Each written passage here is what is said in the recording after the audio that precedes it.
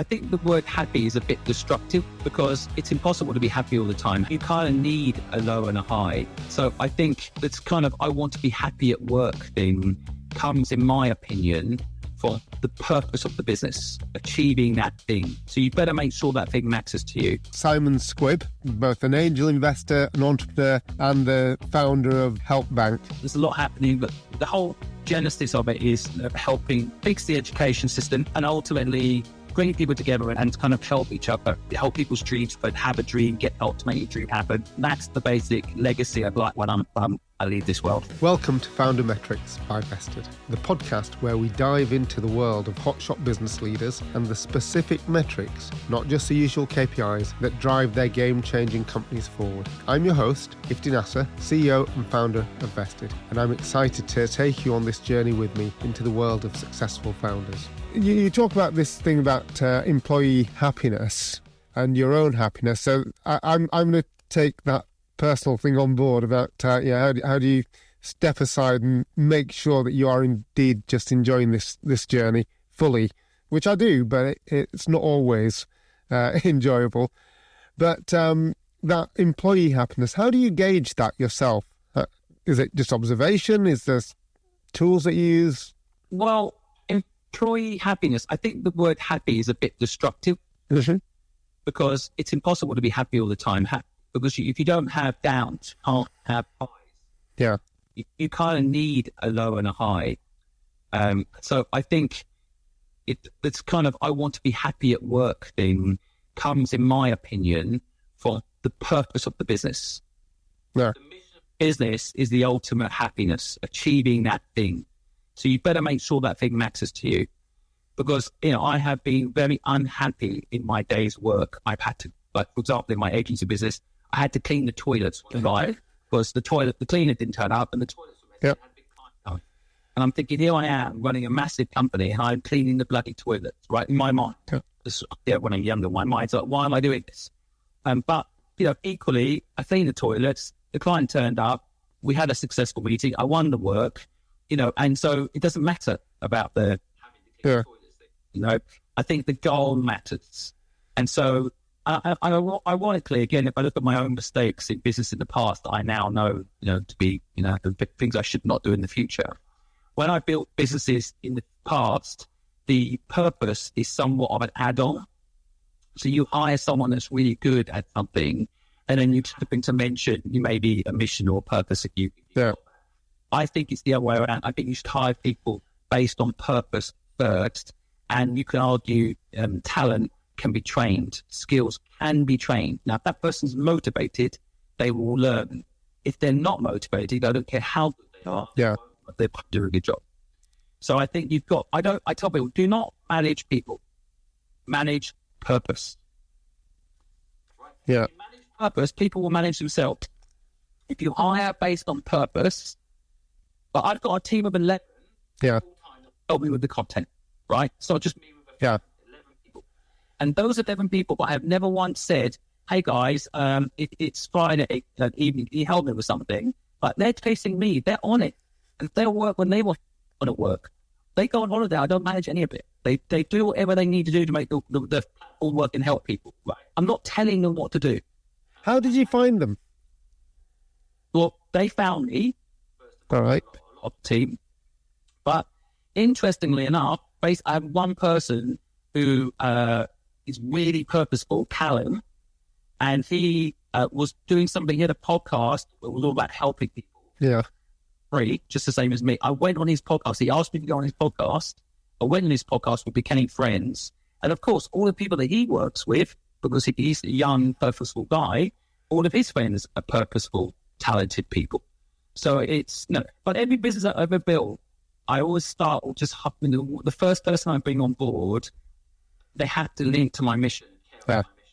And then as they bring on people and they hire their team and grow their bit, then there's not having to manage that team. That's brilliant, Simon. I mean, one of the things I still meet every single person that we're going to have join the business. We're a fully remote business, so often this is over a video call. But that piece around purpose and the values of the business is absolutely critical.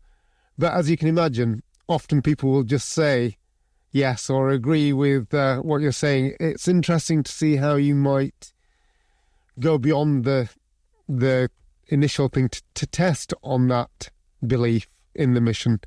How have you done that, or have all your interactions been in real life in terms of recruiting people? So I guess now it has to be, but I mean, did you do any recruiting while we're in COVID? I started this in COVID, right? So I was retired, working, and then I was talking to a friend of mine, Sam, who's a water business owner in Tunbridge Wells Water, and he was also semi-retired, and we were just saying that we need something to do, and that's why I was like, well, I'm going to help people line and give them a bit of advice. I think the whole process of like finding my purpose, like what I want to do with my life, beyond making money, what can I do to help the world be a better place? It starts with you, right? This recruitment process, this, and then what's the like that people care as much about as you? Yeah, that's the way I interpret what he was saying. How do you know they're not just pretending to care? Frankly, most of the time, within the first few weeks. So people can lie if they want and say they care about the problem that you're trying to solve, but their actions don't back it up. And so that's their mistake for lying, not mine. And so I think in the 4 years I've been building this platform, I've had 2 people join the team that clearly didn't really care about helping people. So it is what it is. And I don't blame, they need to go, they're learning how to go work in the right place for them. A lot of people are working in jobs they hate. A lot of people are doing things just to make ends meet. But I think it's more about making sure that the person who's in the business is enjoying the person. I always say to the people that, if this isn't your purpose, then don't do it. Yeah. You tell me your purpose, and I'll help you find something that fits that purpose. Yeah. No, I think you're spot on. I mean, I 100% agree. Nobody should be working in a business where they're not fulfilled in some way or another, or it's not achieving their objectives or journey, because life's too short. Just as you mentioned with regards to your dad, I mean, who would have thought? I mean, it's just crazy. You don't be working somewhere where you're not achieving something that's part of your journey. Couldn't agree more.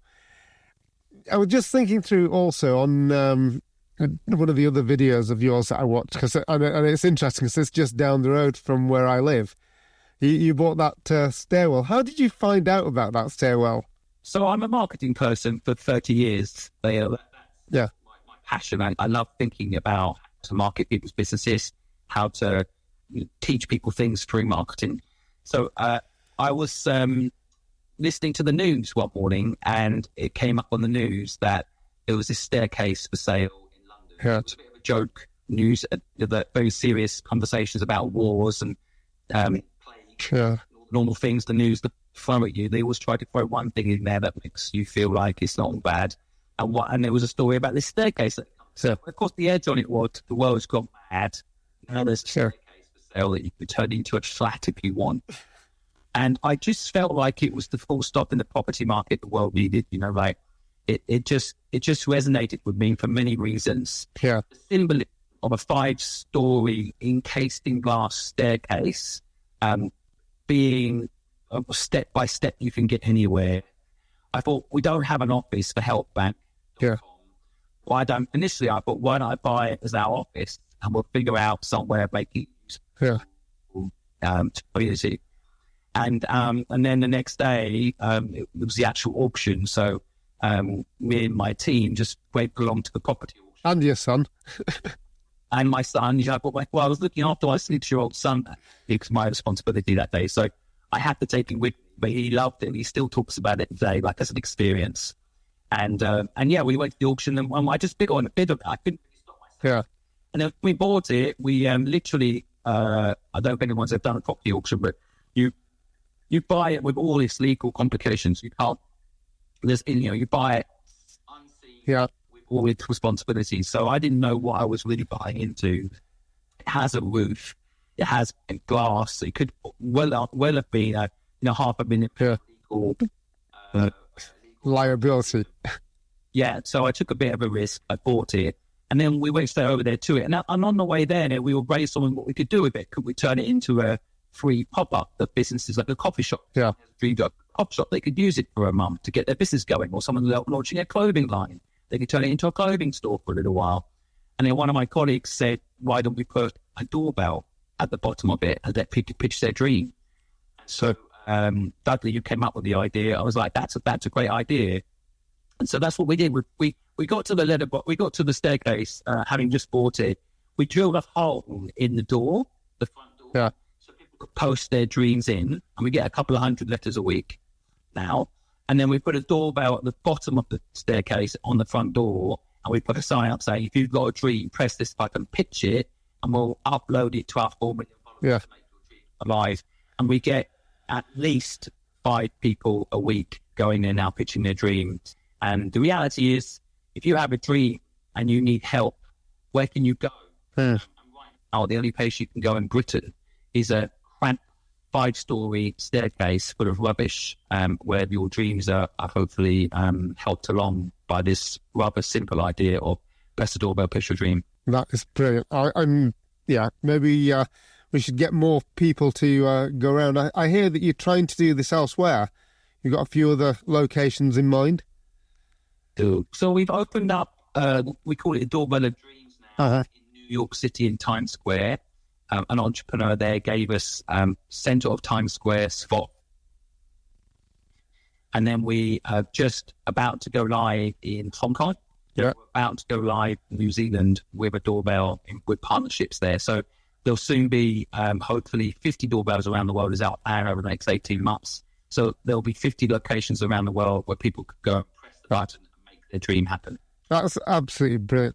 It's been really interesting just listening to you. The number of times you've name dropped your team, it's fantastic. A good group of people that make a big difference. I couldn't do it without them. Yeah, fantastic. So tell me, what's the next step? So you're going to get to 50 doorbells. You'll have 50,000 dreams shared. What happens after that? Because as you say, you like going from zero to hero. What's next then for you? Because this will be done, I guess. 50, is that done? Yeah, well, I think, like any business, it's never really done. It's always not knowing what next or how to make a better product for people. I think, social media-wise, I've doubled the reach in the last 12 months. It took 3 years to get to a certain number, and then 12 months it's doubled. So now it's frankly stay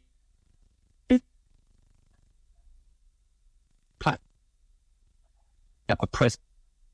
The platform is used to promote people's dreams. So it needs the people's dreams need to get to the people that can help them make it happen. I think I think competing with LinkedIn, HelpBnk is competing with LinkedIn. So making sure we slowly build out value on that platform.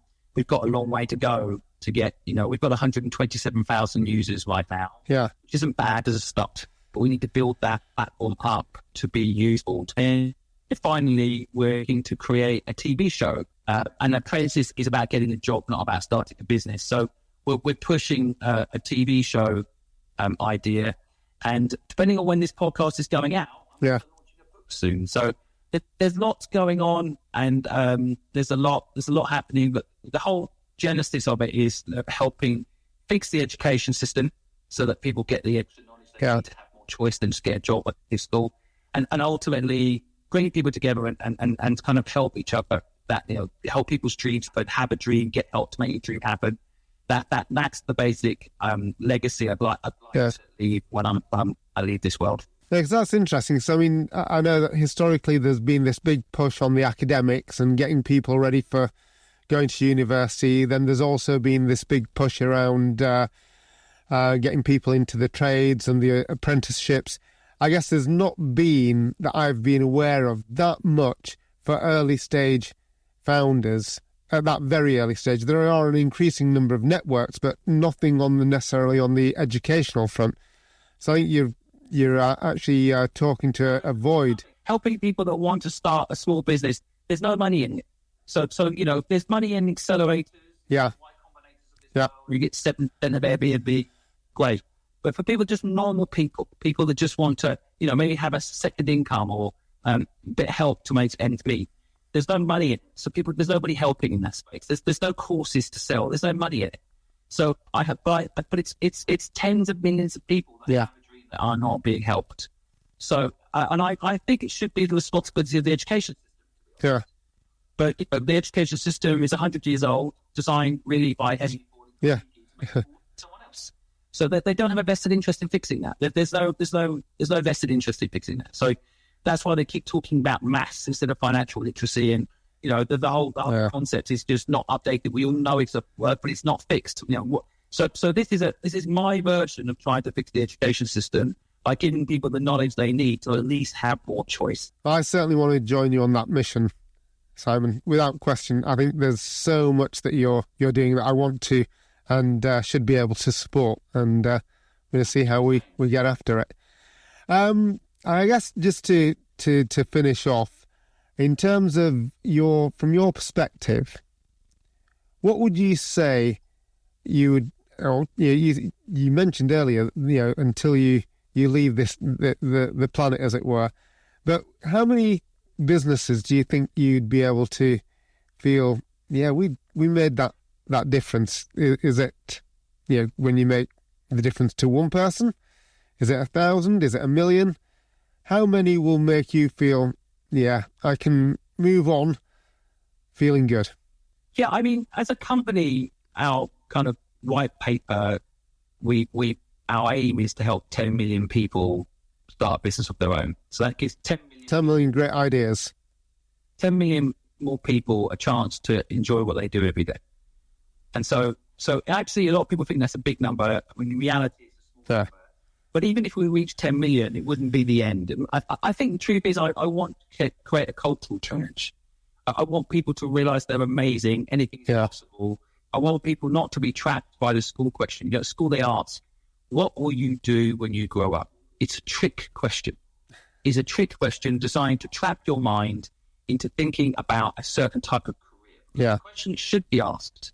And this would probably be the legacy. If I can get people to think this way and believe in themselves more, then I will say that I'm a success. And that is the thing. Not what will you do when you grow up, but what problem will you solve? How are you going to help humanity and give yourself a purpose? And therefore you can have 6 or 7 careers to achieve that goal. But that is really, to me, success. If I can get people to stop thinking give and take and start thinking give without take, if I can help people realize their potential and give people a reframing of how they position their lives as they grow up into what problem they're going to solve, then I'll consider that success. Even if my platform ends up going bankrupt or copies me or the government take me out and build, I don't care. If I manage to make that change, I won't mind that the business fails. Absolutely aligned. I think that's actually brilliant. The notion that success is you achieving what you felt was positive, and you may, as you say, create 10 businesses, 100, or help somebody else in theirs. As long as that is rewarding for you in whatever way, it's not always pounds. It may well just be emotional, psychological. There's all sorts of things. I think that's great. Simon, thank you so much for your time today. I know you've got 101 things going on for you down in Tunbridge Wells today as well. You mentioned it already, but do you want to give it another mention as to what was occupying you today at Tunbridge Wells? We have a fantastic entrepreneur called Sam, and he came up with the idea to resurrect a well that had died, basically, a natural resource that had been squandered in a very historic town in England called Royal Tunbridge Wells. And so I just popped down to see him today and help with that business and see what's going on with my investment and drink some water. And so it's been fun. And if anyone's ever in Tunbridge Wells, make sure you check it out. You drink the water, it makes you feel good, and it's part of history. So yeah, I'm just in Tunbridge Wells today, visiting that entrepreneur and drinking some water. Brilliant. Thank you, and thank you for helping Vested by joining on this podcast. Thank you for joining us on this episode of Founder Metrics. Remember, the biggest of ambitions are within reach when you leverage the right metrics and strategies. If you enjoyed this episode, be sure to subscribe and never miss out on any future ones. And don't forget to visit us on www.vested.com for additional resources, articles, and exclusive content. Join our growing community of entrepreneurs and founders by following us on LinkedIn, Twitter, X, and Instagram. We'd love to hear your thoughts and insights. Together, let's continue to unlock and share the metrics of success and create a brighter future.